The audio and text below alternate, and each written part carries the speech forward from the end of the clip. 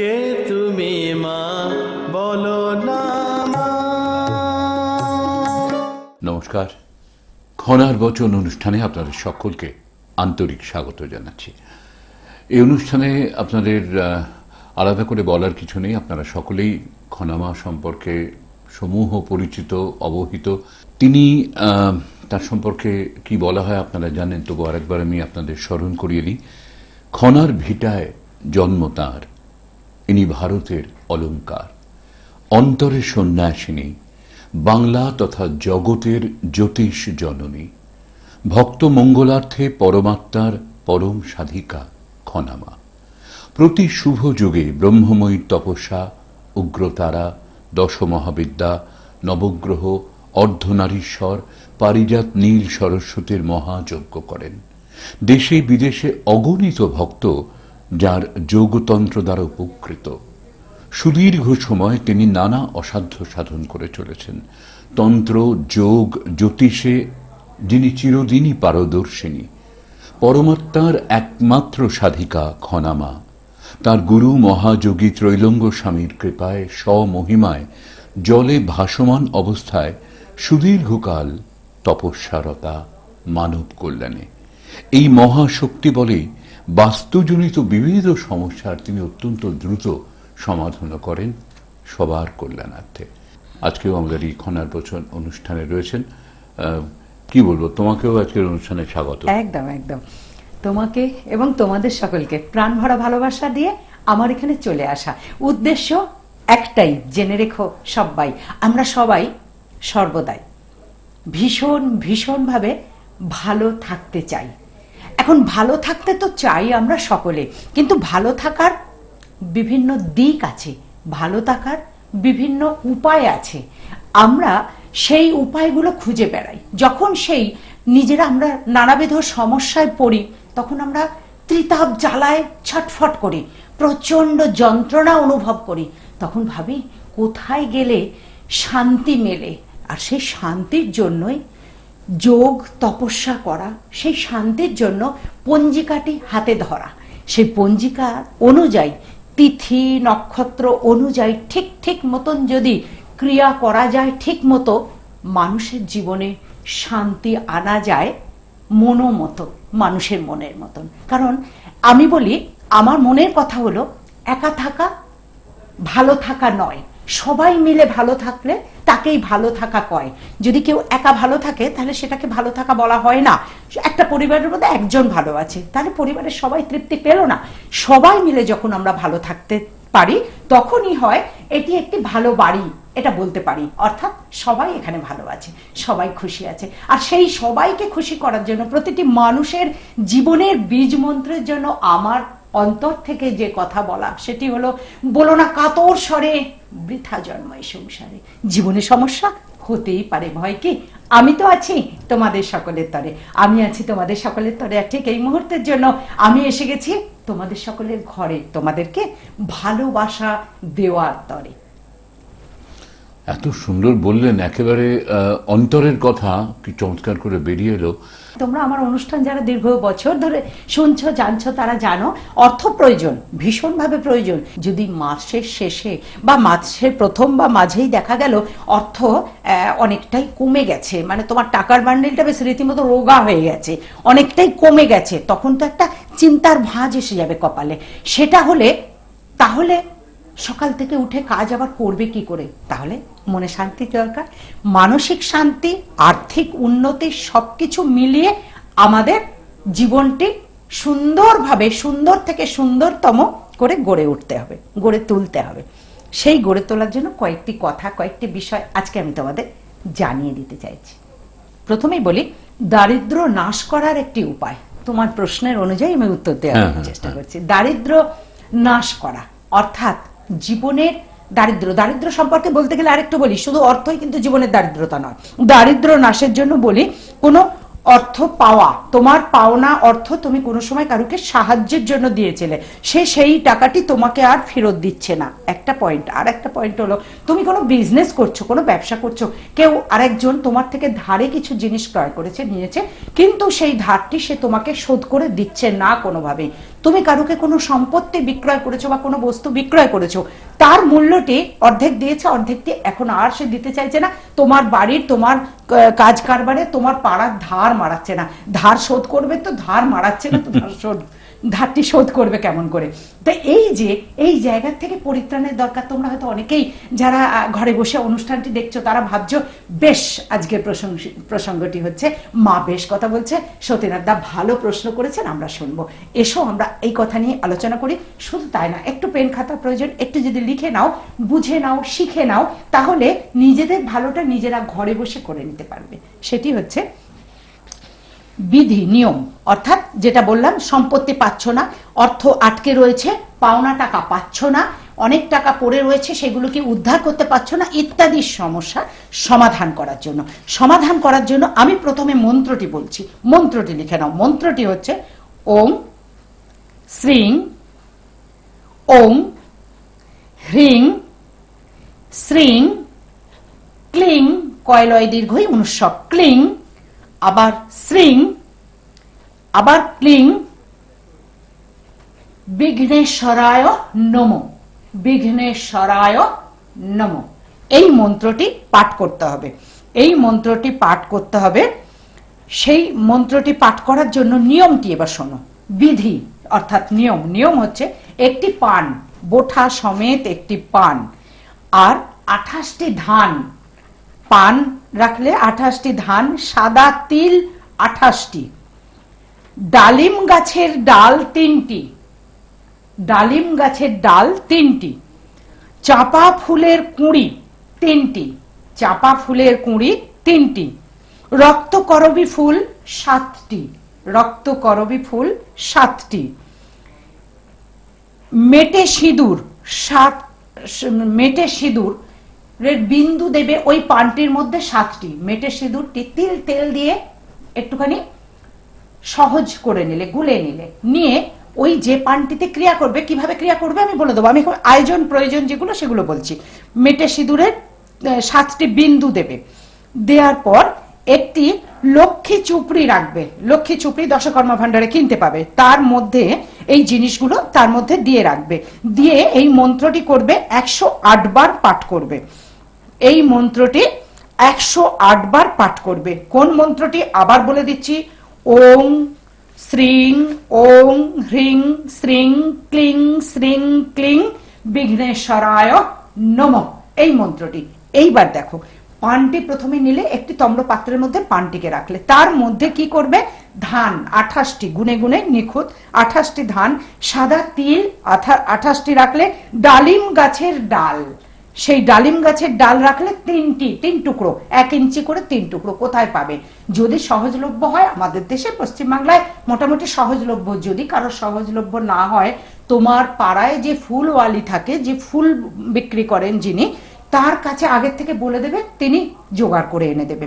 আর কি করবে, চাপা ফুলের ডাল হলো, এবার চাপা ফুলের কুঁড়ি তাকে বলে দেবে, ফুল যে বিক্রি করেন যিনি, তিনি এনে দেবেন চাপা ফুলের কুঁড়ি 7টি, আর মেটে সিঁদুর দেবে, আর 28টি দূর্বা, 28টি দূর্বা একসঙ্গে করে রাখবে, রেখে একটি লক্ষ্মী চুপড়ির মধ্যে সেইগুলিকে সমস্ত আগে পানের মধ্যে রাখলে, রাখার পর কি করলে, পানটিকে একদম সুন্দরভাবে গুছিয়ে নিলে, নিয়ে লক্ষ্মী চুপড়ি দেখবে কড়ি দেয়া, লাল রঙের চুপড়ি কড়ি দেয়া থাকে, দশকর্মা ভাণ্ডারে বললেই দিয়ে দেবে, সেখান থেকে নিয়ে তার মধ্যে দিলে, দিয়ে লক্ষ্মী চুপড়িটিকে তুমি এমনি করে হাতে নিয়ে মন্ত্র পাঠ করলে, বা লক্ষ্মী চুপড়িটিকে তুমি টাচ করে, কাছে রেখে টাচ করে কর গুনে গুনে 108 বার এই মন্ত্রটি পাঠ করবে। এই মন্ত্রটি পাঠ করার পর একটি হলুদ চেলি দিয়ে লক্ষ্মী চুপড়িটিকে ঢেকে নেবে, ঢেকে নেওয়ার পর 1 মাস তোমার বাড়িতে রেখে দেবে। নিয়ম 21 দিন, আমি বেশি করে বলছি 1 মাস, কেউ 21 দিনও রাখতে পারো, 1 মাস রাখলে আরো বেশি ভালো হবে। যে কোনো নিয়ম আমরা যেগুলো বলি, বেশি হলে মন্দ হয় না, কিন্তু কম যেন না হয়, সেটার জন্য এইভাবে বলা। এবার তুমি প্রত্যেক দিন অন্তত 11 বার করে এই মন্ত্রটি পাঠ করবে। তাহলে 108 বার বললাম, যেদিন তুমি মূল ব্রতটি শুরু করছো, সেদিন নিরামিষ আহার করবে, কালো রঙের পোশাক পরবে না, পূর্ব দিকে মুখ করে একটু ধূপ দীপ জ্বালিয়ে নেবে, জোয়ারের গঙ্গা জল গায়ে ছিটিয়ে নেবে, নিয়ে তুমি আসনে বসবে।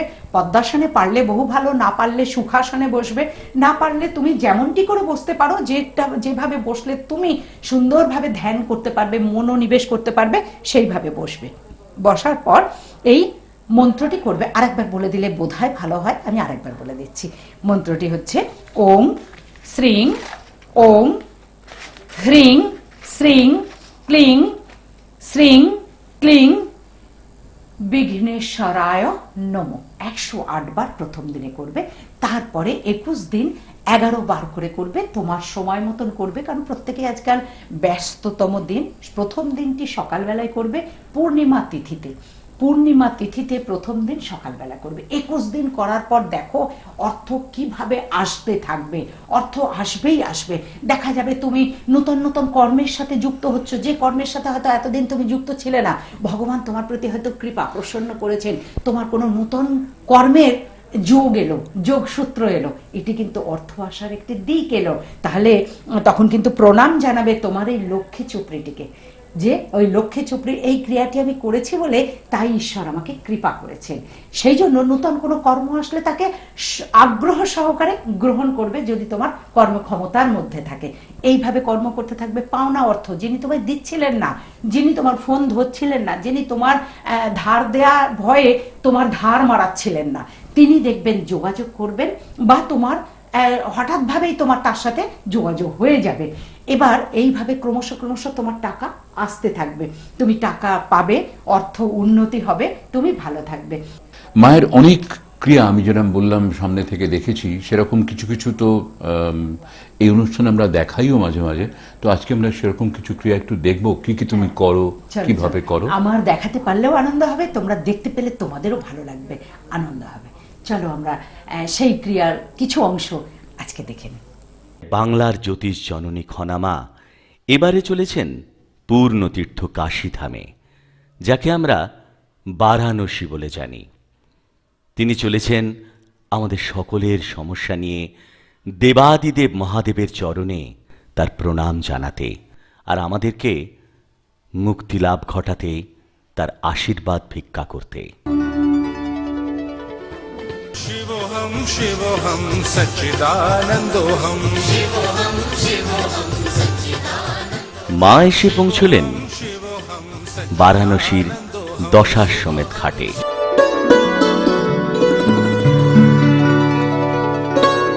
বজরায় যেতে যেতে একের পর এক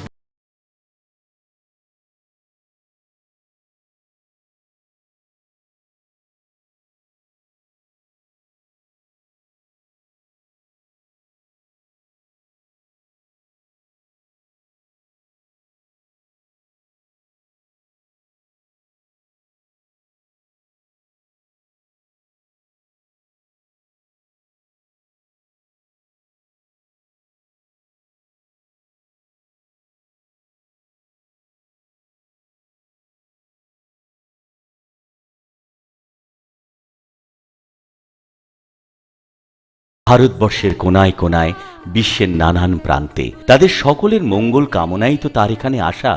এখানে একটা কথা বলেনি, মা কিন্তু তৈলঙ্গ স্বামীর কাছে দীক্ষা প্রাপ্ত।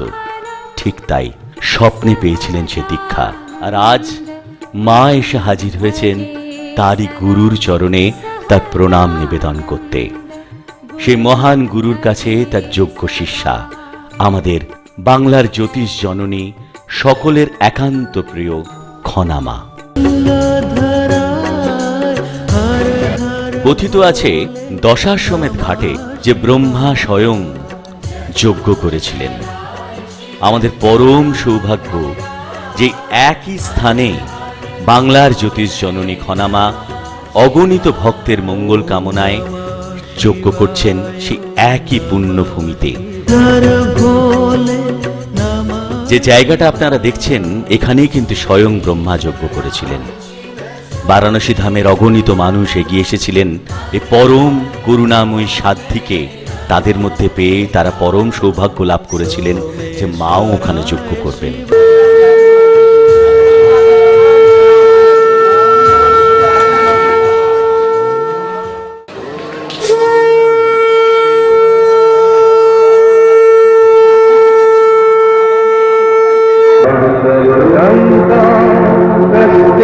पुत्रः संसारोऽयमतीव विचित्रः तस्य त्वं वा पूर्वयातः तत्त्वं चिन्तयदरिदं भ्रातः भजुर्जन यौवन गर्भं भरति निमेषात्वा ब्रह्मपदं भज गोविन्दं गोविन्दं भज मूढमते लङ्काइव विचित्रः तस्य त्वं वा पूर्वयातः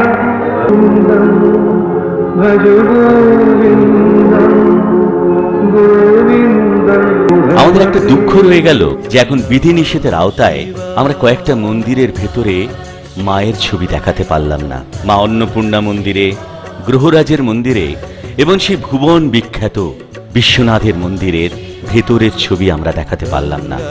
তার কারণ সরকারের পক্ষ থেকে এখন এই বিধিনিষেধ জারি রয়েছে। কাশীতে মায়ের গুরুদেবের নিজের জায়গায় তিনি যে যোগ্য ক্রিয়া করেছিলেন তার একটু ঝলক আমরা দেখলাম। বারাসাত যশোর রোডে হাটখোলা মোড়ে পুরনো শিব মন্দিরের কাছে বিবেকানন্দ অ্যাপার্টমেন্টের ৩ তলায় প্রত্যেক শুক্রবার বনহুগলি পেট্রোল পাম্প স্টপেজে অর্থোপেডিক হসপিটালের সামনে ২৮ নম্বর ঋষি অরবিন্দ সরণিতে, প্রত্যেক শনিবার ঢাকুরিয়ায় ৫ নম্বর কালীবাড়ি লেনে ঢাকুরিয়া কালী মন্দিরের কাছে। এখানে আপনারা মাকে পাবেন। ব্যাস, মনের কথা বলে যেতেই হবে এখন চলে। সময় আমাকে এ কথাই দিচ্ছে বলে আমি কথা দিলাম আবার আসবো চলে, সকল মনের কথা উজাড় করে তোমাদেরকে দেব বলে। আজকে যাচ্ছি চলে মনের কথার কিছু অংশটি বলে। বহু আশা নিয়ে আমি এলাম এই পৃথিবীতে, মানুষের মাঝে ভগবান আছে সেটি খুঁজে নিতে। তোমাদের সকলের চৈতন্য হোক, তোমাদের সকলের মঙ্গল হোক, মঙ্গলময় ঈশ্বর সদাই তোমাদের সঙ্গে থাকুন। তোমরা সকলে অনেক ভালো থাকো, অনেক ভালো থাকো, অনেক ভালো থাকো। নমস্কার। অনুষ্ঠান আমরা এখানেই শেষ করলাম। কে তুমি মা